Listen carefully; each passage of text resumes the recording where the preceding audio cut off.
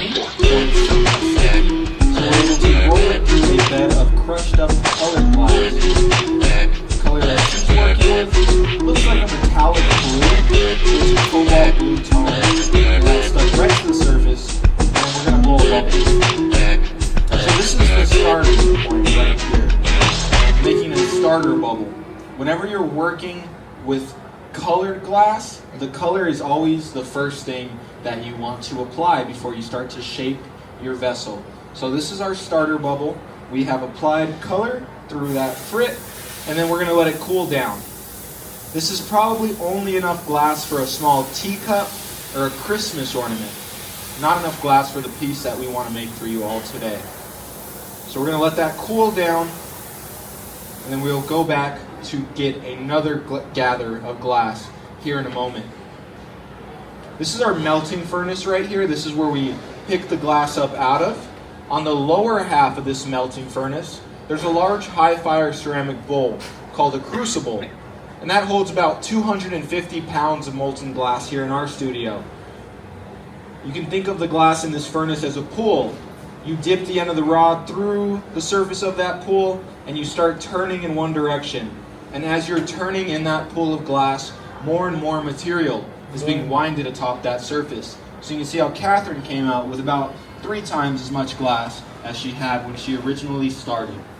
And that should be enough to make the piece that we want to make for you all today. She'll start by organizing that fresh glass, centering it on the end of the pipe, kind of like a potter centering clay on a wheel. We can center that glass on the end of the pipe using this cherry wood block. And then that's a nice centered shape to start. If you start with an uneven shape, your final product is going to be similarly uneven and wonky. So we want to be on center throughout this whole process. Then we're going to go back for a reheat. You're going to see us take reheats throughout this process. That is to re-soften the glass, keeping it workable. The glass is only soft above 1300 degrees. Once it drops below 1300 degrees, it starts to stiffen up and solidify, and we can no longer shape that solid glass that is cooled down. Here we're starting to work on a constriction line. That's separating the vessel from the blowpipe. We also call that constriction line the break-off line. It's at that point where we'll create a controlled break in the glass, an even break. If you've ever broken a piece of glass before, I'm sure you know how asymmetrical, how jagged those breaks can be. So we use that constriction line to create a clean break. Kind of like the grooves in a chocolate bar, where you can break separate squares of chocolate off from each other. If you had a solid bar of chocolate without any grooves and you try to snap it in half, it would probably break quite uneven and jagged.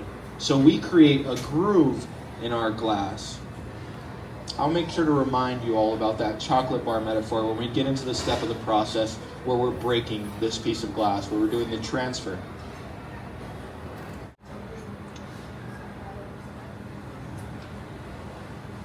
Here we're going to put in what we call a folded foot.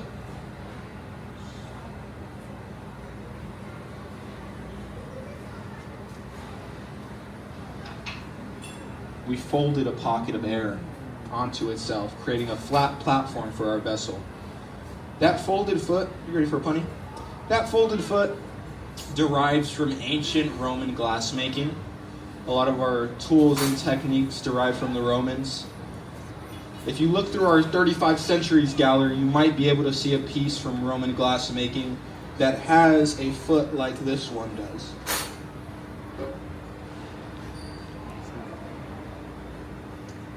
We're done working on the bottom half of the vessel now, though. Bottom half.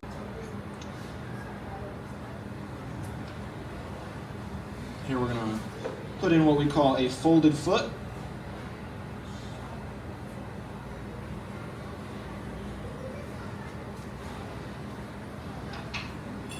We folded a pocket of air onto itself, creating a flat platform for our vessel. That folded foot, you ready for a punny? That folded foot derives from ancient Roman glassmaking. A lot of our tools and techniques derive from the Romans. If you look through our 35 Centuries gallery, you might be able to see a piece from Roman glassmaking that has a foot like this one does.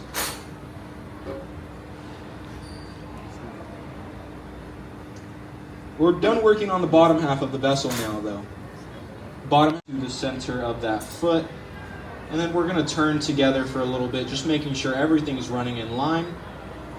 And then you remember that chocolate bar metaphor? We're going to break some glass at that line here. A little bit of water right there. Sharp tap. And look at that. That breaks right free. Let's give Catherine a big round of applause.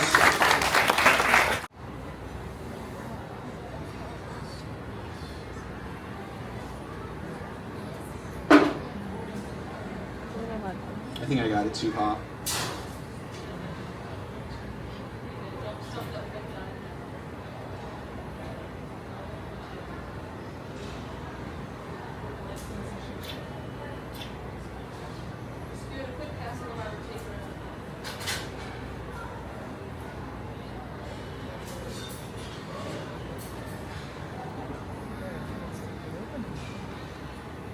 All right.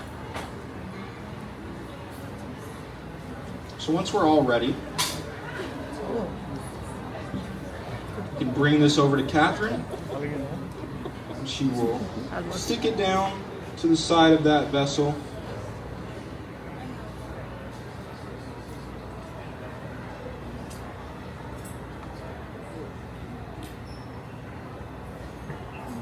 And she'll connect it to the other side.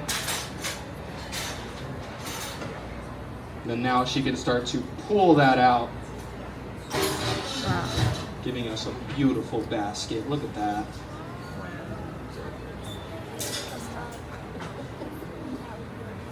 And you can see that texture that we applied to the handle.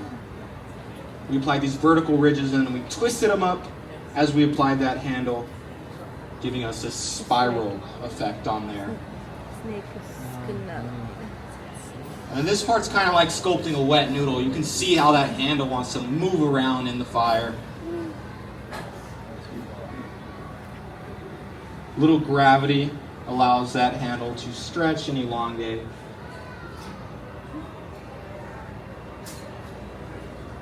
And a bit more shaping. You'll notice she's focusing on that side that was a bit thicker. She's trying to stretch that side out, leaving the other side quite even, balancing out the form.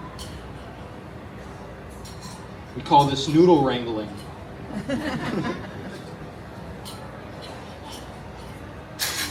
Look at that.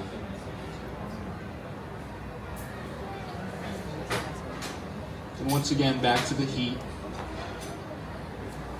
Centrifugal force, stretching and elongating that handle. And that's a beautiful basket right there. We're going to get ready to break this piece off. I mentioned a few times that we don't want the glass cooling down too quickly. That can stress the glass and break it. So we could break this piece off, leave it on the floor, let it to cool in the room temperature atmosphere. It would be cool to touch in about 15 minutes. It'd probably be in 100 different pieces though. So we're going to apply a little bit of cold water to that connection point, and we'll break the piece free just like that. Whenever we break the glass, it tends to leave sharp edges. So we can fire polish those sharp edges at around 965 degrees Fahrenheit.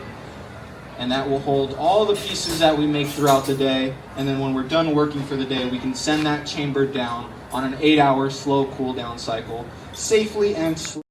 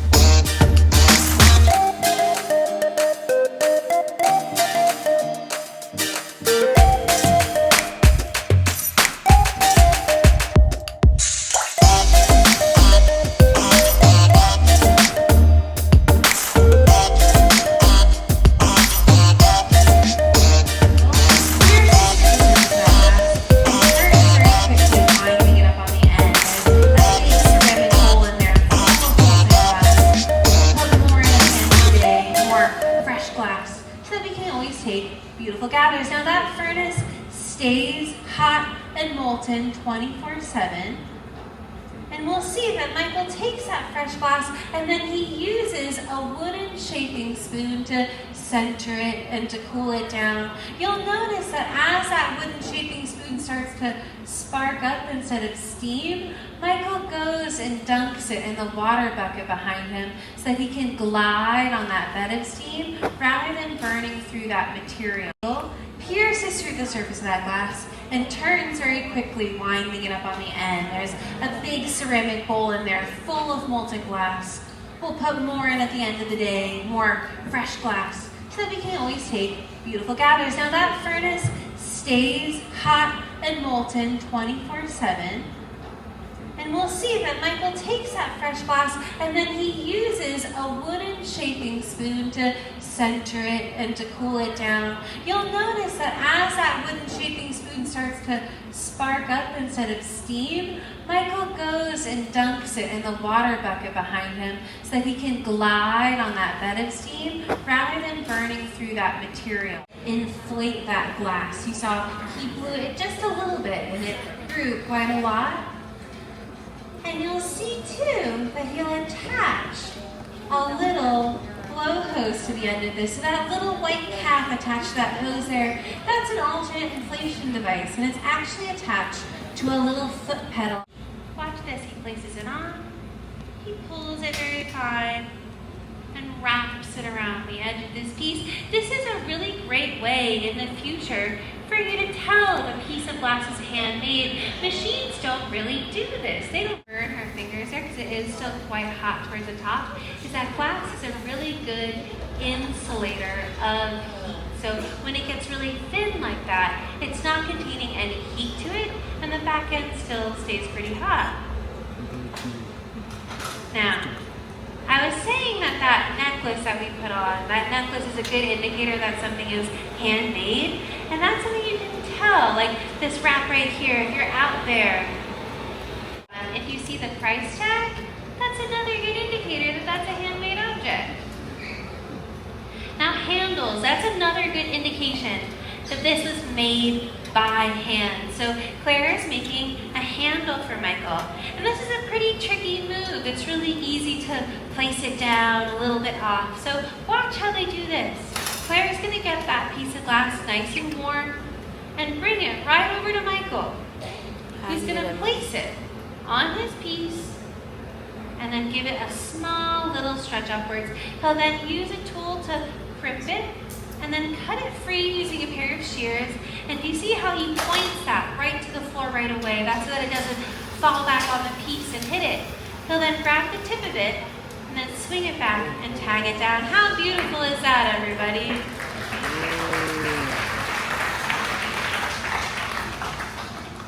Now we have a beautiful piece, but the process isn't quite over. If Michael were to leave this out at room temperature to cool, it would most certainly crack and break. So Michael's first job is to take another little heat. He might have some time to adjust the handle, which is still quite a bit hotter than the rest of it.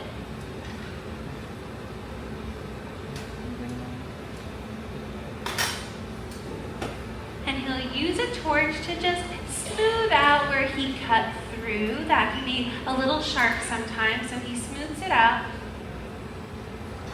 And then he'll put a small droplet of water on that punty that shocks it and cools it down, cracking the glass just a little bit so that when Michael gives it a little tap, it pops right off.